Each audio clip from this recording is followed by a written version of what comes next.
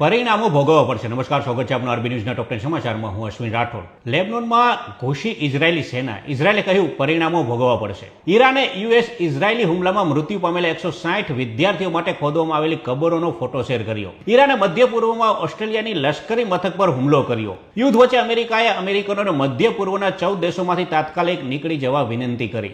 અફઘાનિસ્તાને 100 પાકિસ્તાની સૈનિકો માર્યા હોવાનો દાવો કર્યો, જ્યારે પાકિસ્તાને 435 સૈનિકો માર્યા હોવાનો દાવો કર્યો. આગામી 24 કલાકમાં ઈરાન પર હુમલામાં નોંધપાત્ર વધારો થશે તેવું અમેરિકાનું કહેવું. હવે વિશ્વના સૌથી મોટા એલએનજી યુનિટ પર ઈરાનનો ડ્રોન હુમલો, ઉત્પાદન બંધ.